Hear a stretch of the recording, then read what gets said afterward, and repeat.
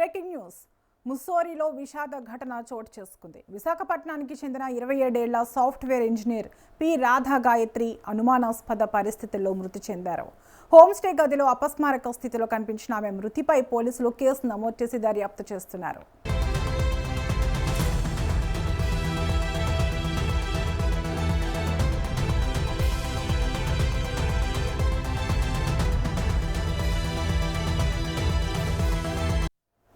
ఉత్తరాఖండ్లోని ముస్సోరిలో విహారయాత్రకు వెళ్లిన విశాఖ యువతి రాధా గాయత్రి హోంస్టే గదిలో అపస్మారక స్థితిలో కనిపించారు. వెంటనే 112కు సమాచారం అందించడంతో పోలీసులు వైద్య బృందం ఘటనా స్థలానికి చేరుకుంది. వైద్యులు పరిశీలించిన అనంతరం ఆమె అప్పటికే మృతి చెందినట్లు నిర్ధారించారు.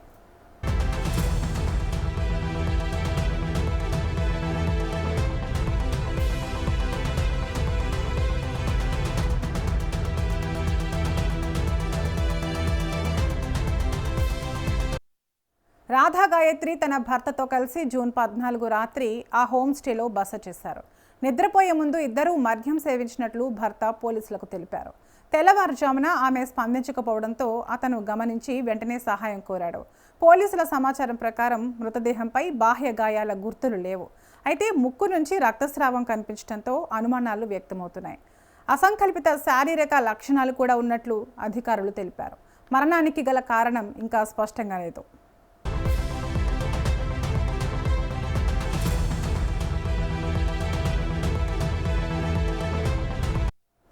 ఇది అనుమానాస్పద మృతి కేసుగా నమోదు చేశాం. అన్ని కోణాల్లో దర్యాప్తు జరుగుతోంది. ఫోరెన్సిక్ నివేదిక తర్వాతే కారణం స్పష్టమవుతుందని పోలీస్ అధికారి తెలిపారు.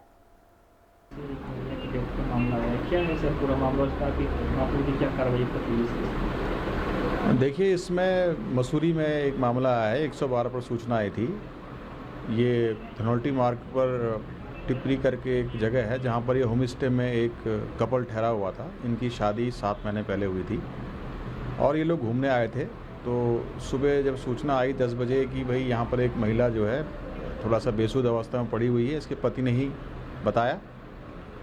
तो फिर जब वहाँ पर पुलिस ने सबसे पहले 108 को कॉल किया, 108 भी गई, पुलिस भी गई।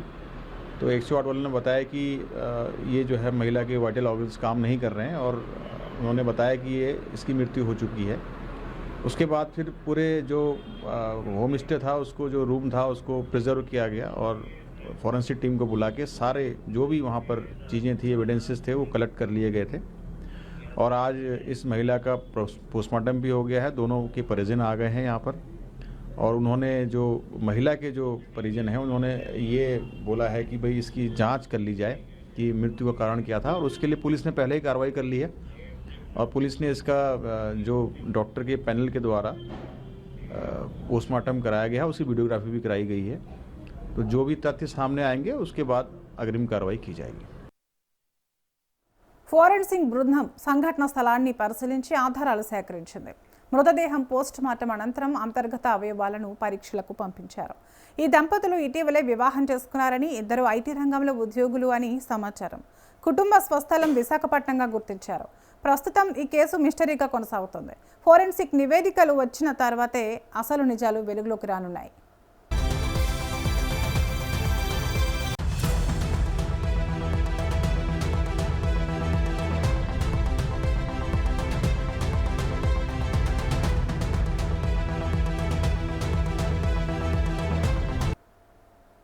ఇక ఇదే అంశంపై మరింత సమాచారం మా ప్రతినిధి ప్రభాకర్ అందిస్తారు.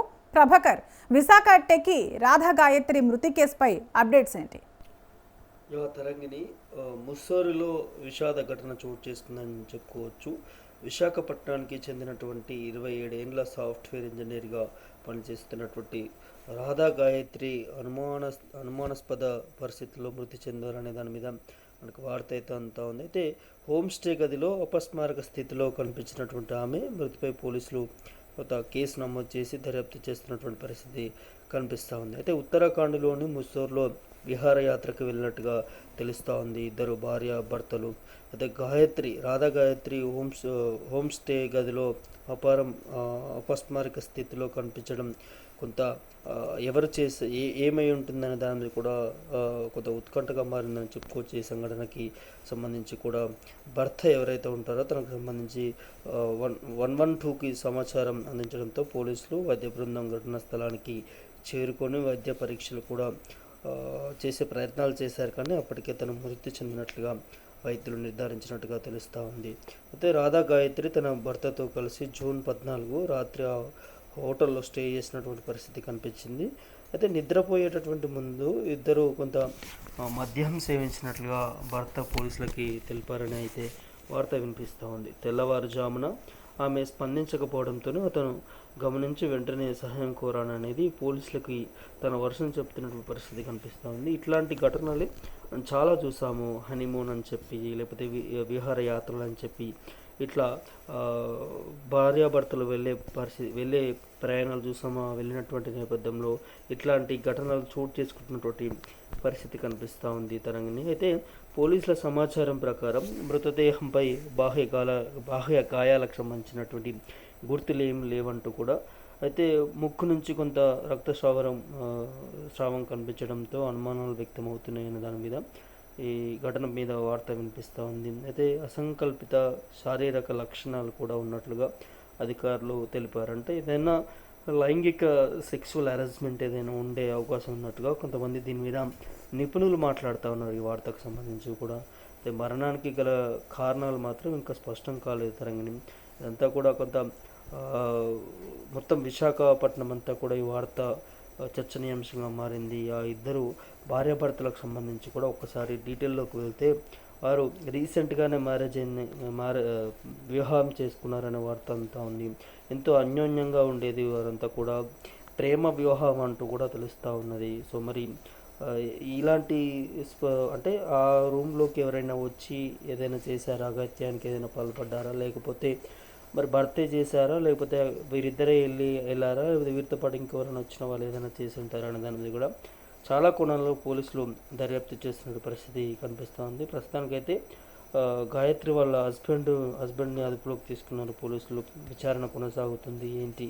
ఏం జరిగింది, ఇక్కడికి రావడానికి గల కారణాలు ఏంటి, ఆ రోజు రాత్రి ఏం జరిగింది ఏంటి అనే అన్ని విషయాలు కూడా తన భర్తతోని ఇన్వెస్టిగేషన్ చేస్తున్నటువంటి పరిస్థితి కనిపిస్తూ ఉంది. కానీ పోలీసులు కూడా ఫోరెన్సిక్ సంబంధించినటువంటి రిపోర్ట్ రావాల్సినటువంటి అవసరం ఉంటుంది. అది వచ్చిన తర్వాతనే ఏ విధంగా ఏం జరిగిందనే దాని మీద కూడా ఒక నిర్ధారణకు వచ్చే పరిస్థితి ఉంటుందనే దాని మీద కూడా పోలీసులు తెలుపుతున్నారు తరంగిణి. సో చూడాలి మరి. ఇట్లాంటి వార్తలు రోజు రోజుకి చాలా ఎక్కువ అవుతూ ఉన్నాయి. భార్యని చంపడం, భార్య భర్తని చంపడం, ఇట్లాంటి చాలా చూస్తూ ఉంటాం తరచుగా. దీని వెనకాల కొంత అంటే ప్రియుడి కోసము ఇట్లాంటి ఈ సంఘటనలు జరుగుతూ ఉంటాయి అనేది మనం రెగ్యులర్గా వార్త వింటూ ఉంటాం. మరి ఈ కేసులో ఏం జరిగింది, విశాఖపట్నానికి సంబంధించినటువంటి వారు ఇక్కడ ముస్సూరులోకి రావడం, వచ్చి వారు దాదాపు 2 రోజులు ఇక్కడే ఉన్నారనే దాని మీద కూడా వార్త వినిపిస్తూ ఉంది. మరి రాత్రి మొత్తం మంచిగా ఉండి మద్యం కూడా సేవించారని తెలుస్తూ ఉంది ఉన్నటువంటి వారు. పొద్దున తను శవమై తేలడం, ఆ రాత్రి ఏం జరిగిందనే దాని మీద కూడా పోలీసులు ఇన్వెస్టిగేషన్ చేస్తూ ఉన్నారు. చూడాలి మరి ఈ కేసు ఎటు మళ్ళీ తప్పుతుంది ఏంటి అనేది కూడా తరంగిణి.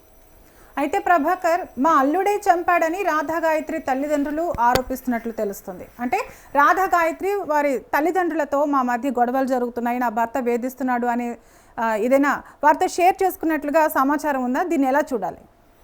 అయితే తరంగిణి, రాధా గాయత్రికి సంబంధించి తల్లిదండ్రులు మాత్రం అల్లుడి మీద అనుమానం ఉంది, తన మీద అనుమానం ఉంది అనే దాని మీద కూడా పోలీసులకి కంప్లైంట్ చేసినట్టుగా తెలుస్తూ ఉన్నది. ఎందుకంటే కొంత ఇందులో వారిద్దరికి మధ్య కొన్ని పరస్పర ఒప్పందాలు లేవు కొన్ని విషయాల్లో అనే దాని మీద కూడా వినిపిస్తుంది. అది ఏంటి అనేది కూడా పోలీసులు ఆ తల్లిదండ్రులను అడిగి తెలుసుకునే ప్రయత్నాలు కూడా జరుగుతూ ఉన్నాయి. సో వారు డైరెక్ట్గా ఎవరైతే తన కూతురికి హత్యకు గురైందో వారు తల్లిదండ్రులు ఇద్దరు కూడా మా అల్లుడి మీదనే అనుమానాలు ఉన్నాయి మాకు అని చెప్పడం ఇది కొంత ట్విస్ట్గా మారిందని చెప్పుకోవచ్చు. ఎందుకంటే ఒకసారి ఈ కేసు సినారియో మొత్తం కూడా మనం చూస్తే వారిద్దరూ విహారయాత్రకు సంథింగ్ వెళ్ళడం జరిగింది. అక్కడ స్టే చేశారు. స్టే చేసిన నైట్ మద్యం సేవించారు. మద్యం సేవించినటువంటి నెక్స్ట్ రోజు ఎర్లీ మార్నింగ్ తను చనిపోయి ఉంది అని అంటే ఆ హోటల్లో ఎవరు లోపలికి ఎవరు రావడానికి వీలుండదు. అంటే భర్త లేకపోతే భార్య లేకపోతే సర్వెంట్లు, హోటల్కి సంబంధించినటువంటి సర్వెంట్లు ఉండే అవకాశం ఉంటుంది. సో ఇక్కడ తల్లిదండ్రులు చెప్పింది ఒకసారి ఆలోచిస్తే అల్లుడి మీద అనుమానం ఉంది అని అంటే అల్లుడే చేసి ఉంటాడా అనే దాని మీద క్వశ్చన్ రైజ్ అవుతున్నటువంటి పరిస్థితి కనిపిస్తూ ఉంది. ఒకవేళ చేస్తే ఎందుకు చేస్తాడు, వేరే కారణం ఏమైనా బలమైన కారణం కూడా దీని వెనకాల ఉండాల్సినటువంటి నేపథ్యం ఉంటుంది. కాబట్టి ఆ తల్లిదండ్రులు ఆరోపిస్తున్న దాని మీద కూడా పోలీసులు పూర్తి స్థాయిలో ఇన్వెస్టిగేషన్ చేస్తూ ఉన్నారు. తల్లిదండ్రులను కూడా అడిగి తెలుసుకునేటువంటి సిచ్యువేషన్ కనిపిస్తూ ఉంది. అయితే తల్లిదండ్రుల నుంచి ఒకటి వినిపిస్తూ ఉంది, మా కూతుర్ని కొద్దిగా వేధించాడు, అనేక సార్లు మాతో చెప్పుకునే ప్రయత్నం చేసింది అనే దాని మీద కూడా తల్లిదండ్రులు చెప్తున్నారనే వార్త వినిపిస్తూ ఉన్నది. మరి ఎంతవరకు అది నిజం, ఎంతవరకు అది అబద్ధం ఏంటి అనేది కూడా పోలీస్ కస్టడీలో ఉన్నప్పుడు, పోలీస్ ఇన్వెస్టిగేషన్ చేస్తున్నప్పుడు పూర్తి స్థాయిలో ఆధారాలు వచ్చే వరకు కూడా మనం దేనికి నిర్ధారణ కాకూడదు. కాబట్టి సో తల్లిదండ్రులు మాత్రం ఆరోపిస్తున్నది మరి అది నిజమా అబద్ధమా ఏంటి అనేది కూడా తెలియాల్సినటువంటి అవసరం ఉంది తరంగిణి. అయితే ఈ కేసులో ఒకటి మాత్రం వినిపిస్తూ ఉన్నది, కావలసుకొని భార్యని భర్త చంపాడా అనే క్వశ్చన్ మార్కు, అది తల్లిదండ్రులు రేజ్ చేసినటువంటి దాని మీద ఏదైతే వారు చెప్తా ఉన్నారో అనుమానం ఉందని చెప్పి, సో దాని మీద అయితే బలంగా వినిపిస్తూ ఉన్నది. చూడాలి. అయితే మద్యం సేవించారనే ఏదైతే మనం వార్త వింటున్నామో ఆ మద్యంలో ఏదైనా కలిసి ఉంటుందా అనే దాని మీద కూడా, ఎందుకంటే రాత్రి ఆ మద్యం తాగిన తర్వాత పడుకున్న తర్వాత తను మార్నింగ్ ఇలా జరగడం అంటే ఆ మద్యంలోనే ఏదైనా కలిపి ఉంటారా, కలిపితే ఎవరు కలిపారు, ఇటు హస్బెండా లేకపోతే ఇంకా వేరే వ్యక్తుల థర్డ్ పర్సన్ ఎవరైనా ఇందులో ఇన్వాల్వ్ అయ్యారా అనే దాని మీద అన్ని కోణంలో పోలీసులు ఇంట్రాగేషన్ చేస్తున్నటువంటి నేపథ్యం కనిపిస్తూ ఉంది. జనరల్గా పోలీసులు కూడా ఇట్లాంటి సిచ్యువేషన్స్లో ఖచ్చితంగా ఫస్ట్ అనుమానించేది భర్తని. ఆ భర్తని పూర్తి స్థాయిలో ఇన్వెస్టిగేషన్ చేస్తేనే వారికి పూర్తి స్థాయి డీటెయిల్స్ వస్తాయి. కాబట్టి ఆ భర్తనే ఇప్పుడు కస్టడీలోకి తీసుకొని దీనికి సంబంధించినటువంటి క్వశ్చన్స్ అంతా కూడా అడుగుతూ ఉన్నారు. మరో ఒక్క రోజులో ఈ కేసుకు సంబంధించి పూర్తి వివరాలు ఆధారాలతో కూడా పోలీసులు బయట పెడతారనే దాని మీద కూడా వార్త వినిపిస్తూ ఉంది. అయితే తనకు సంబంధించిన ఫోరెన్సిక్ రిపోర్ట్ కూడా మరి కొద్ది గంటల్లోనే రాబోతుందని తెలుస్తూ ఉంది. ఆ ఫోరెన్సిక్ రిపోర్ట్ వచ్చిన తర్వాత కూడా ఏం జరుగుతుంది, ఏం జరిగి ఉంటుంది అనే దాని మీద కూడా ఒక క్లారిటీ వచ్చే అవకాశం ఉంటుంది తరంగం. Okay right, thank you Prabhakar.